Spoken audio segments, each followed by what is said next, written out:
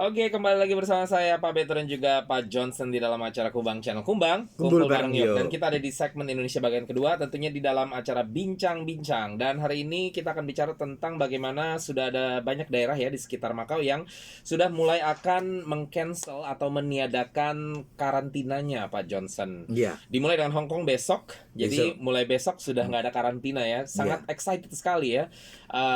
Exciting, sorry not excited ya. Itulah masalahnya kalau kita ngomong sambil dalam bahasa Indonesia dan sambil dalam bahasa Inggris. Anyway, it's such an exciting news. Sangat exciting sekali berita ini. Tentunya bukan saja untuk apa ya, untuk orang-orang dari luar Hong Kong yang mau jalan-jalan ke Hong Kong, terutama juga kalau dari Indonesia mungkin para tenaga kerja ya, TKW yang mau masuk ke Hong Kong gitu ya. Tapi juga buat kita yang di Macau, Pak Johnson. Karena ya walaupun pemerintah setempat belum mengumumkan akan mengikuti tapi kita sudah melihat bahwa di Macau ini perlahan-lahan karantina juga dipotong karena melihat Hong Kong juga pelan-pelan sudah dipotong ya. Tapi biasanya selalu Hong Kong duluan. Hong Kong udah potong berapa bulan yang lalu, terus baru kita mulai menurun gitu. Jadi artinya ada harapan lah Pak Johnson gitu ya. Walaupun mungkin bukan tahun ini, tapi paling tidak kita sudah bisa melihat harap-harap tahun depan sudah kepotong gitu ya.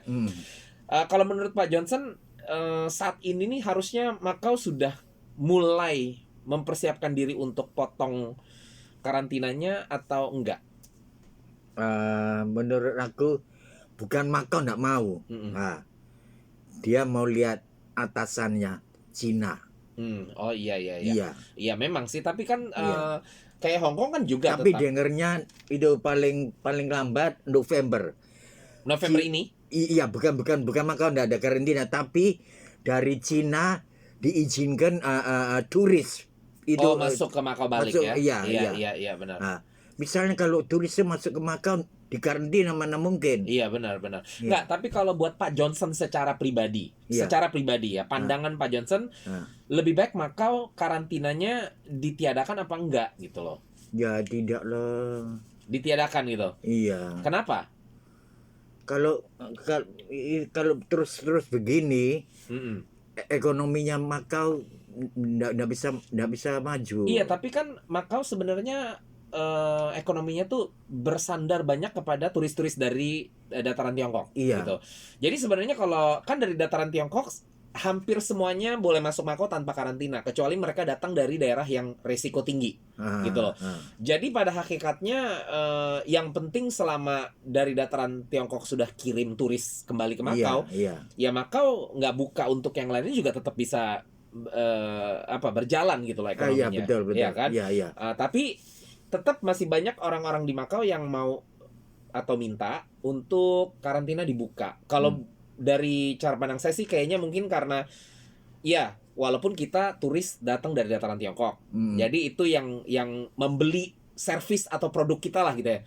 Tapi di Macau sendiri yang kerja di dunia hospitality, yang kerja di kasino dan lain sebagainya, itu banyak juga orang-orang dari luar Macau, yaitu dari Filipina, dari Indonesia dan lain sebagainya. Dan orang-orang ini pada sudah lama nggak bisa pulang ke negaranya kan, nengokin keluarga gitu ya, karena kalau mereka balik bakal kena karantina. Ditambah kita orang lokal loh, kita orang lokal kan butuh untuk keluar jalan-jalan Iya. Dan kita, by the way sorry saya aksennya keluar tuh aksen Cinanya Oke. Dan kita kan mau jalan-jalan ke Hong Kong. Kita nggak ada karantina loh Pak Johnson dari waktu dulu. Kita memang sudah cukup lama orang dari Macau ke Hong Kong itu nggak dikarantina. Tapi kita nggak mau, soalnya kita balik ke Macau dikarantina kan. Iya, betul. Gitu. Sedangkan kita stress levelnya makin tinggi loh orang Macau, karena nggak keluar, nggak kemana-mana ya kan. Jadi kalau dari cara pandang saya sih orang-orang Macau gitu ya rata-rata mau ini karantina ditiadakan supaya kita juga bisa mulai jalan-jalan keluar dan balik nggak kena karantina gitu ya kan. Kalau kita lihat dari daerah di sekeliling kita, bukan cuma Hong Kong Pak Johnson. Hong Kong mulai besok ya. Jadi bukan total nggak ada apa-apa sih ya. Dia cuman nggak ada karantina di hotel yang harus gitu ya. Tapi tetap harus self medical observation. Jadi artinya ya 3 hari pertama itu jangan lari-lari kemana-mana dulu lah gitu loh. Yang punya saudara atau punya rumah di Hong Kong ya diem di rumah 3 hari seperti itu ya. Kalau yang nggak punya turis misalnya ya diem dulu di hotel lah gitu loh, gitu ya. Supaya bisa terkontrol lah istilahnya kalau memang ada positif atau enggak gitu kan ya. Hmm. Dan ada beberapa daerah lain juga yang memiliki kebijakan yang sama atau serupa, mirip gitu ya. Iya, iya. Contohnya tadi kita sudah beritakan juga di Taiwan sendiri gitu ya. Mereka juga akan menghilangkan ini di bulan berikutnya ya, karantina ini. Tapi tetap harus ada medical observation secara pribadi, self medical observation ya, selama 7 hari Pak Jason. Jadi kalau Hong Kong 3 hari, kalau di Taiwan 7 hari nanti gitu ya.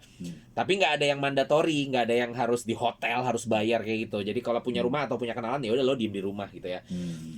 Jepang juga sudah mulai merencanakan untuk menghapuskan karantina gitu ya. Korea Selatan sudah menghapuskan beberapa bulan yang lalu, dan Singapura juga kita sudah dengar sudah tidak ada karantina lagi ya. Indonesia juga untuk yang sudah divaksin minimal 2 kali sudah nggak perlu karantina Pak Johnson. Kalau belum divaksin kalau nggak salah 5 hari karantina juga, nggak sampai banyak banget gitu ya. Ya saya rasa seluruh dunia ini kayaknya bakal perlahan-lahan mulai kembali gitu ya ke apa namanya normal, dalam arti new normal lah gitu. Karena mau dibilang balik normal kayak dulu juga nggak bisa, karena kita lihat ini COVID nggak akan hilang-hilang kayaknya gitu. Jadi ya ini loh yang bakal jadi new normal. Artinya kita tetap harus hidup berdampingan gitu ya sama COVID, karena serba salah saya rasa Pak Johnson kalau kita terus seperti Pak Johnson tadi bilang, kalau kita karantina terus begini, tutup terus kayak begini, kita nggak mati karena COVID, kita mati karena kelaparan. Iya, betul. Ya kan, karena walaupun mungkin Makau, ya taruh kata Makau bersandar kepada dataran Tiongkok seperti itu, tapi kan ini bentuknya seperti kayak rantai ya, nempel semua. Jadi yang kerja di Makau banyak yang dari negara lain ya toh. Dan bukan cuma itu, kalau negara lain kena dampak, kita juga mau nggak mau pasti kena, karena mata uang juga kena dampak, dolar kena dampak dan lain sebagainya gitu ya. Dan jadi saya rasa perlahan-lahan kalau dunia mulai bisa kebuka seperti ini akan menjadi lebih baik. Dan kalau sampai Makau yang lainnya sudah buka, kalau Makau belum buka-buka, gimana rasanya Pak Johnson? Sendirian kita gitu ya.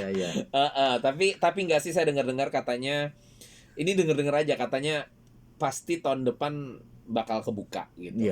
Termasuk di dataran Tiongkok juga saya dengar bakal buka tahun depan gitu loh. Soalnya saya rasa semuanya sudah sadar bahwa ya kita harus buka, lu nggak bisa ngapa-ngapain gitu. Tapi ini baru kabar burung aja gitu.